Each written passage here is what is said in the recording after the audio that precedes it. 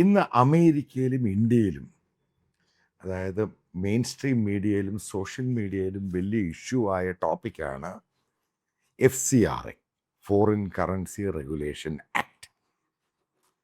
അപ്പോൾ ഇതുമായി ബന്ധപ്പെട്ട് പല ചർച്ചകളും നടക്കുന്നുണ്ട്. അതായത് ഗവൺമെൻറ് കേരളത്തിൽ വരെ നടന്ന ഇലക്ഷന് മുമ്പ് പുതിയ ബില്ല് കൊണ്ടുവരാൻ ശ്രമിക്കുന്നു. അതുമായി ബന്ധപ്പെട്ട് കേരളത്തിലെ ഇലക്ഷനിൽ വലിയ ടോപ്പിക്കായി.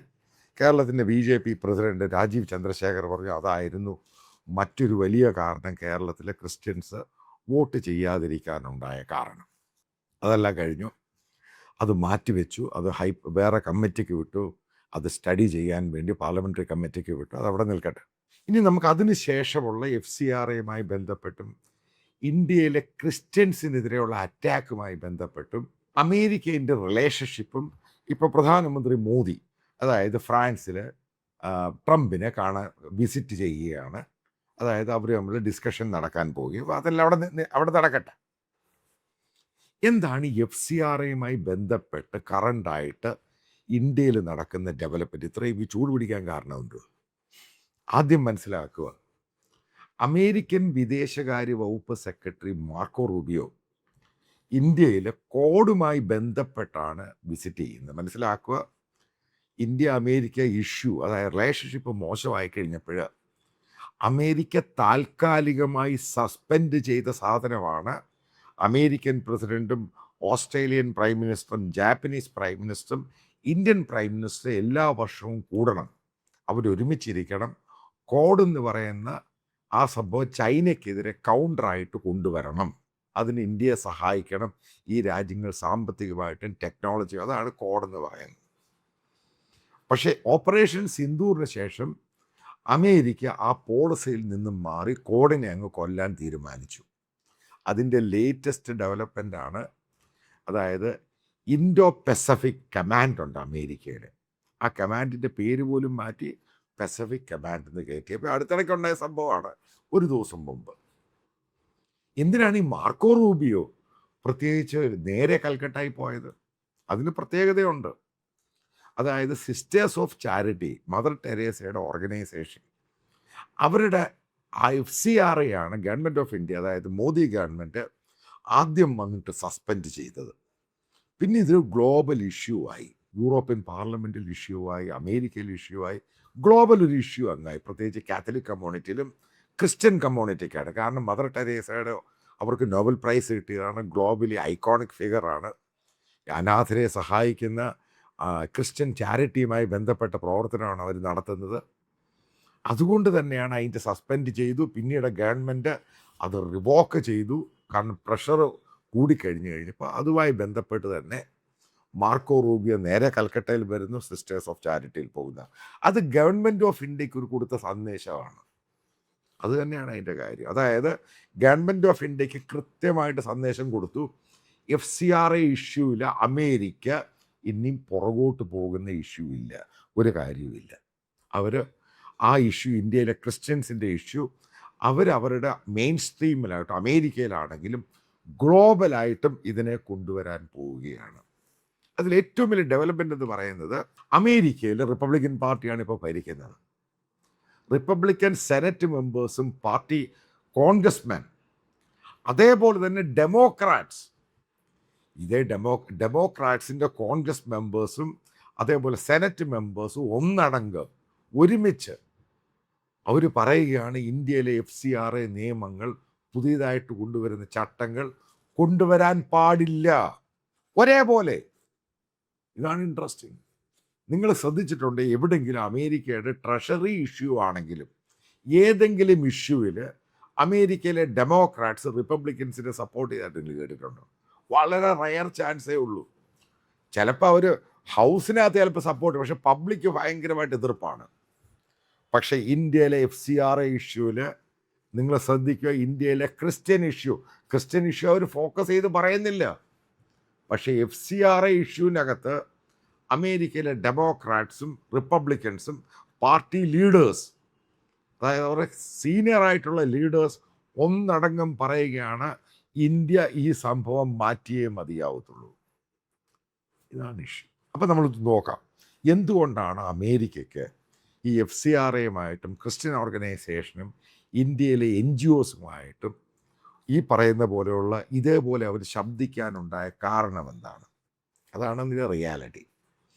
ഇപ്പം ഞാൻ കഴിഞ്ഞ വർഷം അമേരിക്കയിൽ പോയ സമയത്ത് ലോസ് ഏഞ്ചലസ് ഹില്ലിൻ്റെ ഒരു ടൂറിസ്റ്റ് പ്ലേസ് അതിൻ്റെ വിക്ടർ എന്ന് പറഞ്ഞ കൂടാണ് പുള്ളി താമസിച്ചത്. അപ്പം ഞാനപ്പോൾ അവിടെ ഇടയ്ക്ക് അവന് താഴെ ഈ ജിമ്മിനൊക്കെ പോകുമ്പോൾ ഞാൻ അവിടെ നടക്കാനൊക്കെ പോകും. അപ്പോൾ അവിടെ ഒരു മോളിൽ ചെറിയൊരു ഹൈപ്പർ മാർക്കറ്റിൽ പോയിരിക്കുമ്പോൾ ചായയൊക്കെ മേടിച്ച് കുടിച്ച് ഇവിടെ ഇരിക്കുന്ന സമയത്ത് 2 കൊച്ചു കുട്ടികൾ അവിടെ ഇരിപ്പുണ്ട്. ഒരുത്തൻ എനിക്ക് തോന്നുന്ന ചെറുക്കനെങ്ങാണ്ട് 4ാം ക്ലാസ്സിലോ കൊച്ചെങ്ങാണ്ട് കിൻഡർ ഗാർഡനിൽ പഠിക്കുന്നത്. അപ്പോൾ അവരപ്പം ഒരു ലോക്കറ്റ് ഉണ്ടാക്കിയിട്ട് അത് അവർ തന്നെ ഓരോ സാധനങ്ങൾ മേടിച്ചിട്ട് അതിൻ്റെ ഇട്ടിട്ട് അവർ വിൽക്കുക. അപ്പം എൻ്റെ അടുത്തും വന്നു, സർ എന്നൊക്കെ പറഞ്ഞുകൊണ്ട് കൊച്ചി ഇറക്കാൻ.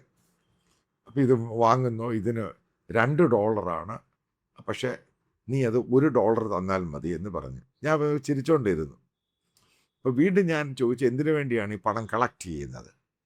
അവൻ പറയുന്നത് ആഫ്രിക്കയിലെ ഇന്ത്യയിലെ കുട്ടികൾക്ക് കൊടുക്കാൻ വേണ്ടിയാണ് ഈ പണം സ്വരൂപിക്കുക. ഇപ്പം എന്നോട് പറഞ്ഞു, പിന്നീട് പറഞ്ഞു, ഇന്ത്യയിൽ പണമൊന്നും ഇല്ല എങ്കിൽ $1 തരാനില്ലെങ്കിൽ നീ ഇത് ഫ്രീ ആയിട്ട് മേടിക്കുക, ഇവർക്ക് വേണ്ടി പ്രാർത്ഥിക്കുക. അമേരിക്ക എന്ന് പറയുന്ന അവിടുത്തെ രാജ്യത്തിൻ്റെ ഒരു സംസ്കാരമുണ്ട്, ഈ ചാരിറ്റി. അത് ഈ അടുത്തിടയ്ക്കാണ് ഇന്ത്യയിൽ ഈ ഇന്ത്യൻ കോർപ്പറേറ്റ്സ് അദാനിയാണെങ്കിലും അംബാനി ചാരിറ്റി എന്ന് പറഞ്ഞുണ്ടാക്കിയിരിക്കുന്ന ഗുജറാത്തിൽ കുറച്ച് ആനകളെയും പക്ഷികളെയും കൊണ്ട് അവർക്ക് വെള്ളം കൊടുക്കും. അത് പക്ഷെ ബേസിക്കലി അമേരിക്കൻ ചാരിറ്റി എന്ന് പറയുന്നത് അവരുടെ ലൈഫിൻ്റെയും സംസ്കാരത്തിൻ്റെയും ഭാഗമാണ്.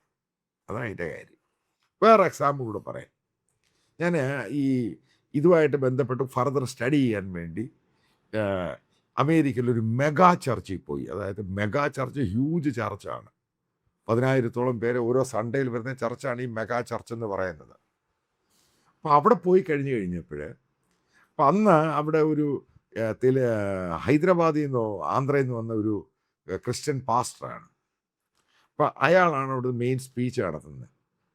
സ്പീച്ചിൻ്റെ ഇടയ്ക്ക് ഒരു ചെറിയ സ്പീച്ച് അയാൾ കൊടുക്കും. അപ്പം അയാൾക്ക് വേണ്ടിയാണ് ആ സൺഡേയിലെ ഓഫറിങ് എന്ന് പറയുന്നത്. മെഗാ ചർച്ചാണ്. അപ്പം ആൾക്കാർ പലരും അപ്പോൾ അവിടെ അനൗൺസ് ചെയ്യുന്നു, ഇയാൾക്ക് വേണ്ടിയാണ് ചർച്ച. ഇയാൾ ഒത്തിരി കുട്ടികളെ പഠിപ്പിക്കുന്നുണ്ട്, ഒത്തിരി പേർക്ക് അവിടെ ഉപജീവനമാർഗം കൊടുക്കുന്നുണ്ട്. അപ്പോൾ അയാൾക്ക് വേണ്ടിയാണെന്ന് അന്നത്തെ ഓഫറിങ്. ഏകദേശം 2 കോടി ഇന്ത്യൻ കറൻസിയാണ് അയാൾ കളക്ട് ചെയ്തത്. ഒരു ചർച്ചയിൽ നിന്നാണ് ഞാൻ പറയുന്നത്. അത്ര റിച്ചാണ് ഇവർ. ഇങ്ങനെ കൊടുക്കുക. അപ്പോൾ അവരുടെ ലൈഫിൻ്റെ ഭാഗമാണ് ഈ ചാരിറ്റി എന്ന് പറയുന്നത്. കാരണം അവരുടെ സാലറിയിൽ നിന്നും അവർക്ക് കിട്ടുന്ന വരുമാനത്തിൻ്റെ 10% അവർ ഈ ചാരിറ്റിക്ക് കൊടുക്കും. അത് ഏറ്റവും കൂടുതൽ പോകുന്നത് ഈ പറയുന്ന ആഫ്രിക്കൻ കൺട്രീസിലും ഇന്ത്യയിലും അങ്ങനെയുള്ള രാജ്യങ്ങളിലാണ്. പക്ഷെ അവരെ വഹിക്കുന്ന ആൾക്കാരുണ്ട്. ഇപ്പോൾ KP യോഹന്നാൻ എടുക്കുക, അവരെ വഹിച്ചു, അവരോട് കള്ളത്തരം പറഞ്ഞു. കാരണം അതിനെപ്പറ്റി അന്വേഷണം നടത്തിയ ഞാനാണ്. അപ്പം അങ്ങനെ കാരണം അവർ തന്നെ റിക്വസ്റ്റ് ചെയ്തിട്ടാണ് ഞാൻ അന്വേഷിക്കുന്നത്. അപ്പോൾ KP യോഹന്നാൻ അവരെ വഹിച്ച് ഇഷ്ടംപോലെ സ്ഥലവും മറ്റുള്ള പരിപാടികളും ആശുപത്രിയൊക്കെ ഉണ്ടാക്കി. ആശുപത്രിക്ക് വേണ്ടിയൊന്നും അവർ പണം കൊടുത്തൊന്നുമില്ല. അങ്ങനെയാണ് അവിടെ കേസുണ്ടായി. അവസാനം KP യോഹന്നാൻ തെറ്റുകാരനാണ്, അയാൾ കേസ് സെറ്റിൽ ചെയ്യാൻ വേണ്ടി പണം അങ്ങോട്ട് കൊടുത്തു. അതിനുശേഷമാണ് അമേരിക്കൻ ജനതയെ കബളിപ്പിച്ചു എന്ന് പറഞ്ഞ് KP യോഹന്നാൻ അവിടുന്ന് കംപ്ലീറ്റ് ഔട്ടായിപ്പോയി. അയാളുടെ ഗോസ്പൽ ഫോർ ഏഷ്യ സംഭവങ്ങളോട് ഒരു പുല്ലുമല്ല അവിടെ. അപ്പോൾ അടുത്ത ചോദ്യം, എന്തിനാണ് അമേരിക്ക ഇത്രമാത്രം ഇന്ത്യയിൽ NGO ത്രൂ ചാരിറ്റി ചെയ്യുന്നത്? ഉറപ്പായിട്ടും അതിൻ്റെ അകത്തൊരു ക്രിസ്ത്യൻ ബിലീഫുണ്ട്, ക്രിസ്ത്യൻ സ്പ്രെഡിങ് ഉണ്ട്, ഇതൊക്കെ അതിൻ്റെ അകത്തുണ്ട്. ഇതൊക്കെ ആൾക്കാരില്ല എന്ന് പറയാൻ തെറ്റ് തന്നെയാണ്. ക്രിസ്ത്യൻ തോട്ട്സ് ഉണ്ട്, ഇതൊക്കെ അതിൻ്റെ അകത്തുണ്ട്. പക്ഷേ ഇന്ത്യയുടെ പ്രശ്നം എന്ന് പറയുന്നത് ഇന്ത്യയിൽ അംഗവൈകല്യം അതേപോലെയുള്ള കുട്ടികൾ. ഇന്നും ഇന്ത്യ പട്ടിണി രാജ്യമാണ്.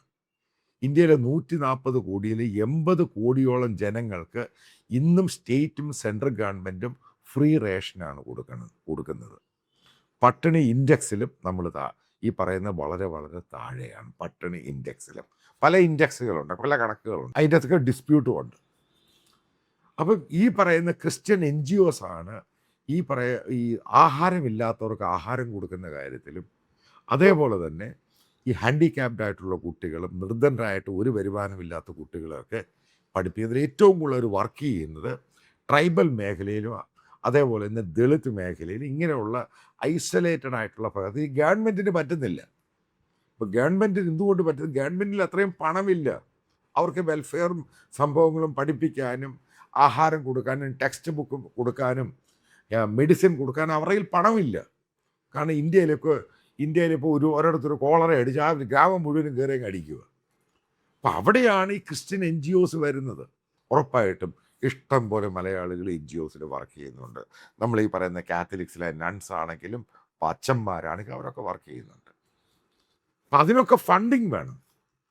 മനസ്സിലാക്കുക, ഇവിടുത്തെ അയോധ്യ മന്ദിർ BJP അതിന് ഏറ്റവും കൂടുതൽ ഫണ്ട് ചെയ്തിരിക്കുന്ന അമേരിക്കയിലുള്ള ഹിന്ദു ബിലീവേഴ്സാണ്. അയോധ്യ മന്ദിർ, ഇന്ത്യയിലെ പല അമ്പലങ്ങളും അതൊക്കെ നടക്കുന്നത് അമേരിക്കയിലുള്ള അവിടുത്തെ ഹിന്ദു ബിലീവേഴ്സ് പണം അയച്ചു കൊടുത്തിട്ടാണ്. അതായത് നമ്മൾ മനസ്സിലാക്കേണ്ടത് ഇന്ത്യക്കാരൻ ഈ പറയുന്ന കാണിക്കയായിട്ടിടുന്നത് അത് വളരെ തുച്ഛമായിരിക്കും. അപ്പം അതുപോലും അടിച്ചു മാറ്റുന്ന ആൾക്കാരുണ്ട്. ഇപ്പം അയോധ്യയുടെ കാര്യം കേൾക്കുന്ന അവിടുത്തെ കോടികളാണ് അടിച്ചു മാറ്റിയിരിക്കുന്നത്. അത് ഇന്ത്യയിലും ഉണ്ട്. അപ്പം ഇതൊക്കെ റൺ ചെയ്യണം. ഇവർ നടത്തുന്ന സ്കൂളുകളുണ്ട്.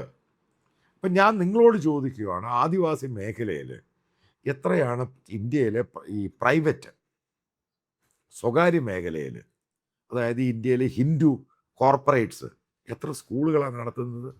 കാരണം അവരെ നിന്ന് പണം പിരിക്കാൻ പറ്റില്ല, അവരെ പണമില്ല, അവർക്ക് ആഹാരം കൊടുക്കണം. എത്ര ഹോസ്പിറ്റലാണ് നടത്തുന്നത്? ഒരെണ്ണം പോലും നിങ്ങൾക്ക് കാണിച്ചു തരാൻ പറ്റത്തില്ല.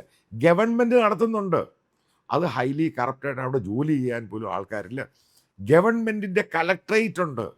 ഈ പറയുന്ന ആദിവാസി മേഖല പല ദണ്ഡേവാഡ് എടുക്കുക, ബീജാപ്പൂർ എടുക്കുക, ഉള്ള സ്ഥലങ്ങളൊക്കെ നിങ്ങൾ എടുക്കുക. ഇവിടെ ഒന്നും ഈ പറയുന്ന പ്രോപ്പറായിട്ടൊരു കളക്ട്രേറ്റ് പോലും വർക്ക് ചെയ്യുന്നില്ല. അതുകൊണ്ടാണ് അവിടെ നക്സലിസവും മറ്റുള്ള സംഭവങ്ങളൊക്കെ ഓരോന്നായിട്ടുണ്ടായത്. അപ്പം ഇവിടെ മദർ തെരേസ ആണെങ്കിലും ക്രിസ്ത്യൻ NGO ഓർഗനൈസേഷൻ ആണെങ്കിലും ഇന്ത്യയിൽ വർക്ക് ചെയ്യുമ്പോൾ ഇവർക്കെല്ലാം എഡ്യൂക്കേഷനും ആഹാരവും നിർധനരായ കുട്ടികളെ എടുത്ത് വളർത്താനും തയ്യാറാകുന്നുണ്ട്. നിങ്ങൾ ആദ്യം മനസ്സിലാക്കണം, ഇന്ത്യയുടെ ഒരു സ്വഭാവമുണ്ട്. പെൺകുട്ടികളെ വേണ്ട. ഹരിയാനയിൽ പെൺകുട്ടികളുടെ എണ്ണം കുറവാണ്, പഞ്ചാബിൽ പെൺകുട്ടികളുടെ എണ്ണം കുറവാണ്, പല UP സ്റ്റേറ്റിലും പെൺകുട്ടികൾ ജനിക്കുമ്പോഴേ അങ്ങ് കൊല്ലുവാണ്. കാരണം എന്താ? വളർത്താൻ വയ്യ, കാരണം ലൈബിലിറ്റി ആകും. ഇതൊക്കെ ഇന്ത്യയിൽ നടക്കുന്നുണ്ട്. ആ ഒരു സന്ദർഭത്തിലാണ് ഈ മദർ തെരേസ വന്ന് ഈ കുട്ടികളെ നിങ്ങൾ കൊല്ലണ്ട, എനിക്ക് തരൂ, അവരെ അബോർട്ട് ചെയ്യേണ്ട, എനിക്ക് തരൂ, ഞാൻ വളർത്താം. ഏതെങ്കിലും നിങ്ങൾ കേട്ടിട്ടുണ്ട് ഇന്ന് വരെ ഏതെങ്കിലും ഹിന്ദു സംഘടനകൾ NGOs ഈ രീതിയിൽ വർക്ക് ചെയ്യാൻ പോയത് കേട്ടിട്ടുണ്ടോ? നിങ്ങൾ കേട്ടിട്ടുണ്ട് ഏതെങ്കിലും ഹിന്ദു സംഘടനയിൽ ഈ പറയുന്ന സനാതനികൾ അവർ കുഷ്ഠരോഗം വന്ന് കുഷ്ഠരോഗിയെ പ്രവർത്തിച്ചിട്ട് അവർ മരിച്ചതായിട്ട് നിങ്ങൾ കേട്ടിട്ടുണ്ടോ? എവിടെങ്കിലും നിങ്ങൾ കേട്ടിട്ടുണ്ടോ? എവിടെങ്കിലും ഇവർ ഡെഡിക്കേറ്റഡ് ആയിട്ട് പോയി സനാതനികളും മനുസ്മൃതിക്കാരും ഈ പറയുന്ന പാവം പിടിച്ചവൻ്റെ ദളിറ്റ്സിൻ്റെ ആദിവാസി മേഖലയിൽ പോയി ഗർവാപ്പസിക്കാണ് പോയിരിക്കുന്നത്. അല്ലാതെ അവനെ വളർത്താൻ, അവനെ മെയിൻ സ്ട്രീമിൽ കൊണ്ടുവരാൻ അവർ പോയിട്ടില്ല. അവർക്ക് എഡ്യൂക്കേഷൻ കൊടുക്കാതിരിക്കാനാണ് അവർ ശ്രമിക്കുന്നത്.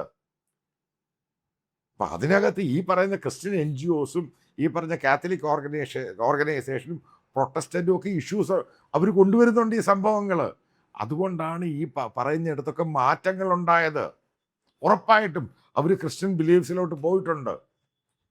അപ്പം ജനങ്ങളാണോ ഇത്, ജനങ്ങളിലെ മാറ്റമാണോ വേണ്ടത്, അതോ അവൻ നശിച്ച് കിടക്കണോ? ഇതാണ് ചോദ്യം.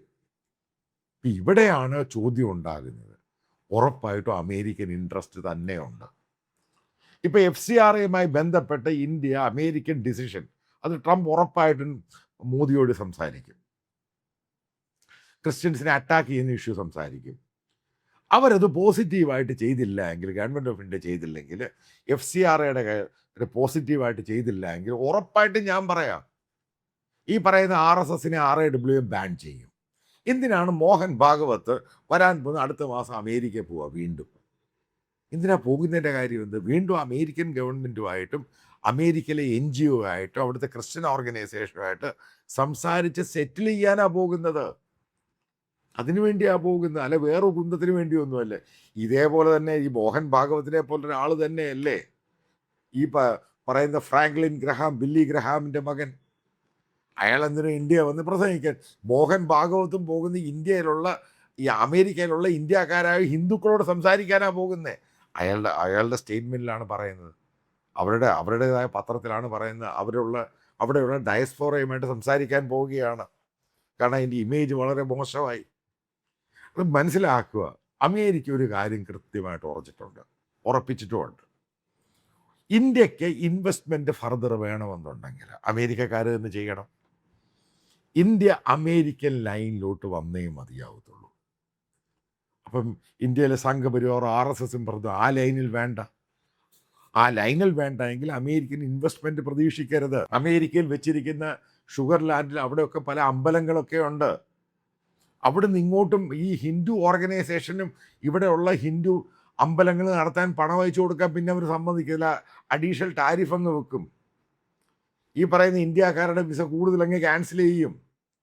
അതായത് ആരുടെ കയ്യിലാണ് ബാറ്റൺ ഉള്ളത്, ആരാണ് പവർഫുൾ ഉള്ളവർ ബുൾഡോസ് ചെയ്യും. ഇതാണ് ലോകത്തെല്ലാം സംഭവിക്കുന്നത്. ഇവിടെ മോദിക്ക് മാറി നിൽക്കാൻ സാധിക്കുമോ? അമേരിക്കൻ ഇൻവെസ്റ്റ്മെൻ്റ് ഇല്ലെങ്കിൽ ഇന്ത്യക്ക് ഫർദർ മുന്നോട്ട് പോകാൻ പറ്റുമോ? പറ്റത്തില്ല. ഇന്ത്യൻ IT ഇൻഡസ്ട്രി ആണെങ്കിലും AI ആണെങ്കിലും ഇന്ത്യൻ ട്രേഡ് ആണെങ്കിലും ഇത് ഫർദർ എങ്ങനെ മുന്നോട്ട് പോകാൻ സാധിക്കും? അതായത് കൃത്യമായിട്ട് മനസ്സിലാക്കുക, അമേരിക്കയുടെ സഹായം ഉണ്ടായേ മതിയാവും. കാരണം ലിബറലൈസേഷന് ശേഷം ഇന്ത്യ മുന്നോട്ട് പോകാനുണ്ടായ കാരണം അമേരിക്ക ഇന്ത്യയും തമ്മിലുള്ള ബയലാറ്ററൽ ട്രേഡും അമേരിക്ക ഇന്ത്യ ചെയ്ത സഹായവുമാണ്. അല്ലാതെ ഇവിടെ ഒരു കുന്തവും ഇല്ല. ഇതൊക്കെ ചുമ്മാ പറച്ചിലാണ് ഈ പറയുന്നത്. എന്തുകൊണ്ടാണ് ഇന്ത്യക്കാർ കൂടുതലായിട്ട് ഇവിടുന്ന് അമേരിക്കയിലോട്ടും മറ്റുള്ള രാജ്യങ്ങളിലോട്ടും കുടിയേറുന്നത്, പഠിക്കാൻ പോകുന്ന, ജോലിക്ക് പോകുക? കാരണം ഇന്ത്യയിൽ വേറെ ചാൻസ് ഒന്നുമില്ല. അതായത് ക്വസ്റ്റ്യൻ മാർക്ക് തന്നെയാണ്. FCRA ക്വസ്റ്റ്യൻ മാർക്കാണ്. ഇന്ത്യയിലുള്ള ക്രിസ്ത്യൻസിനെ അറ്റാക്ക് ചെയ്യുന്നത് ക്വസ്റ്റ്യൻ മാർക്ക് തന്നെയാണ്. ഇതിനെന്ത് സൊല്യൂഷൻ ഗവൺമെൻറ് ഓഫ് ഇന്ത്യ കൊണ്ടുവരാൻ സാധിക്കും? അതായത് അമേരിക്കൻ ഗവൺമെൻറ് അവിടുത്തെ ജനങ്ങൾക്ക് അവരുടെ താല്പര്യം അനുസരിച്ച് തന്നെയാണ് പ്രവർത്തിക്കുന്നത്. അവിടുത്തെ ഡെമോക്രാറ്റ്സും റിപ്പബ്ലിക്കനും ഒരുമിച്ച് പറയുകയാണ് ഇന്ത്യയുടെ FCRAയുടെ നിയമം കൊണ്ടുവരാൻ പാടില്ല പുതിയത്. അത് വീണ്ടും കൊണ്ടുവന്നു കഴിഞ്ഞാൽ അവർ തിരിച്ചും ഇന്ത്യക്കിട്ട് പണി തരും. ഈ പറയുന്ന അമ്പലങ്ങൾ അവർക്ക് ഇന്ത്യൻ അമ്പലങ്ങളുണ്ട് അവിടെ, അതിന് വിട്ട് പണി കൊടുക്കും. ഇവിടെ മ്യൂച്വലായിട്ടുള്ള സൊല്യൂഷനാണ് ആവശ്യം. സംഘപരിവാറിൻ്റെ ഹാർഡ് കോർ പറയുന്ന രീതിയിൽ ഇന്ത്യ മുന്നോട്ട് പോവുകയാണ്, അമേരിക്കയുമായിട്ട് ധാരണയില്ലാതെ മുമ്പോട്ട് പോവുകയാണെങ്കിൽ ഉറപ്പായിട്ട് നിങ്ങൾ ഉദ്ദേശിച്ചോ നമ്മൾ പാതാളത്തിലോട്ട് തന്നെ പോകും. അതായത് പണം തരുന്നവൻ പറയുന്ന ചില കാര്യങ്ങൾ കേട്ടേ മതിയാവത്തുള്ളൂ. അതിന് ഗവൺമെൻറ് ഓഫ് ഇന്ത്യയും സംഘപരിവാരം പറയുന്ന നാഷണൽ സെക്യൂരിറ്റി ഇഷ്യൂ ഒന്നും അവർ ഇതിൻ്റെ അകത്ത് ചെയ്യത്തൊന്നുമില്ല. ഇന്ത്യക്കാർ പറയുന്ന പറയുന്ന പലതും അവർ അംഗീകരിക്കത്തുമില്ല. അതാണ് അതിൻ്റെ കാര്യം. ഇപ്പം ഞാൻ ഈ പറയാൻ കൺക്ലൂഡ് ചെയ്യുന്ന കാര്യം, ഇത് അമേരിക്കയുടെ മാത്രം ഇഷ്യൂ അല്ല, യൂറോപ്യൻ രാജ്യങ്ങളുടെ ഇഷ്യൂ ആയിട്ട് അമേരിക്ക ഇതിനെ പിച്ച് ചെയ്യും. ഇതിനെ ഗ്ലോബലായിട്ട് ഇന്ത്യക്കെതിരെ താറടിക്കും. ഇന്ത്യയിൽ ഇങ്ങനെയാണ് സംഭവം, ആൾക്കാരെ സഹായിക്കാൻ സമ്മതിക്കുന്നില്ല, ഇന്ത്യയുടെ പണമില്ല. പക്ഷേ ഈ പറയുന്ന സ്ത്രീകളാണെങ്കിലും കുട്ടികളാണെങ്കിലും നിർധനരാണെങ്കിലും സഹായിക്കാൻ വേണ്ടി BJPയുടെ വലതുപക്ഷ രാഷ്ട്രീയം സംഘപരിവാർ സഹായിക്കുന്നില്ല. അതുകൊണ്ട് അതിനൊരു ഗ്ലോബൽ ടോപ്പിക്കായിട്ട് പല രാജ്യങ്ങളും ഇന്ത്യക്കെതിരെ പലതും ഡിമാൻഡ് ചെയ്യും. ഇന്ത്യക്കെതിരെ ഡിമാൻഡ് ചെയ്യും. ഉറപ്പായിട്ടും അതിനൊരു ബാഹ്യമായിട്ടും മറ്റുള്ള രീതിയിൽ ചൈനയുടെ സപ്പോർട്ടും കിട്ടും. അതായത് വീണ്ടും ഞാൻ പറയാം, മോദി ഒരു ആസിഡ് ടെസ്റ്റിലാണ്. അത് അംഗീകരിക്കണോ അതോ മുന്നോട്ട് പോകണോ? ഒരിക്കലും മോദിക്ക് പറയാൻ പറ്റത്തില്ല, അതൊരു ഐസൊലേറ്റഡ് സംഭവമാണ്. അപ്പോൾ ഇന്ത്യയിലെ ക്രിസ്ത്യൻസ് എല്ലാം അറ്റാക്ക് നടന്നപ്പം മോദി പറഞ്ഞത് എന്തുവാണ്? ചില വലിയ രാജ്യമാണ്, ചില ഭ്രാന്തന്മാരെ അറ്റാക്ക് ചെയ്യുന്നു. പക്ഷേ എന്തുകൊണ്ടാണ് FCRA ഗവൺമെൻറ് ഓഫ് ഇന്ത്യ കൊണ്ടുവരുന്നത്? ഓൾറെഡി റെഗുലേഷനുണ്ട്. അതിനൊന്നും ഈ പറയുന്ന പോലെ മോദി ഗവൺമെൻറ് ഉത്തരവില്ല. അതായത് മനസ്സിലാക്കുക, ട്രംപ് ഗവൺമെൻറ് ആണെങ്കിലും വരുന്ന സക്സസറായിട്ടുള്ള ഗവൺമെൻറ് ആണെങ്കിലും അമേരിക്കയിൽ ഈ FCRA ഇഷ്യൂ ആകാൻ പോവുകയാണ്. അതായത് മോഡിയെ വരിഞ്ഞ് കെട്ടാൻ തന്നെയാണ് ട്രംപിൻ്റെ ഉദ്ദേശം. അല്ലാതെ ഒരു കണ്ട് ചിരിച്ച് വർത്താനം പറഞ്ഞ് ഈ കാര്യം നടക്കാൻ പോകുന്നില്ല. ചിലപ്പോൾ ട്രേഡ് ഡീൽ സൈൻ ചെയ്യുമായിരിക്കും. പക്ഷെ വരാനുള്ള സമയത്ത് ഇന്ത്യ അമേരിക്ക റിലേഷൻഷിപ്പ് സ്മൂത്തായിട്ട് പോകണമെന്നുണ്ടെങ്കിൽ അമേരിക്കയുടെ ഡിക്റ്റാറ്റ് നമ്മൾ അംഗീകരിച്ചേ മതിയാകത്തുള്ളൂ. അതിൻ്റെ ലക്ഷണം തന്നെയാണ് മാർക്കോ റൂബിയോ കൽക്കട്ടയിൽ വന്ന് നടത്തിയത്. കാരണം എല്ലാത്തിനും വിപരീതമായിട്ട് ഡൽഹിയിൽ വന്ന് പ്രധാനമന്ത്രിയെ കാണുന്ന പകരം കൽക്കട്ടയിൽ പോയി സിസ്റ്റേഴ്സ് ഓഫ് ചാരിറ്റിയിൽ പോയ സന്ദേശം തന്നെയാണ് ഇന്ത്യ ഗവൺമെൻറ്റിൻ്റെ പല നടപടിയോടും അവർക്ക് എതിർപ്പ് തന്നെയാണ്. ഒന്നല്ല, പല നടപടിയോടും. അതിനെ അനുകൂലിച്ചില്ല എങ്കിൽ മോഡിയെ വിശ്വസിക്കാൻ കൊള്ളില്ല എന്ന് തന്നെയാണ് റിപ്പബ്ലിക്കൻ പാർട്ടി അമേരിക്കൻസും പറയുന്നത്. അതുകൊണ്ട് മോദിക്ക് സഹായങ്ങളൊന്നും ചെയ്തു കൊടുക്കണ്ട. അതുകൊണ്ടാണ് പ്യൂണിറ്റീവ് ടാരിഫും മറ്റുള്ള ടാരിഫും ഇന്ത്യയുടെ മേളിൽ അടിച്ചിട്ടിരിക്കുന്നത്. അതുകൊണ്ടാണ് H1B വിസ ഈ കുളത്തിലാക്കിയത്. ഇതിന് ഗവൺമെൻറ് ഓഫ് ഇന്ത്യ സൊല്യൂഷൻ കൊണ്ടുവന്നേ മതിയാവത്തുള്ളൂ. അല്ലെങ്കിൽ വീണ്ടും പറയാം, ഇന്ത്യ എന്ന് പറയുന്നത് പാതാളത്തിലോട്ട് പോകുന്നതിന് തുല്യമായിട്ട് മാറുന്നു എന്നുള്ള കാര്യത്തിൽ യാതൊരു സംശയവുമില്ല.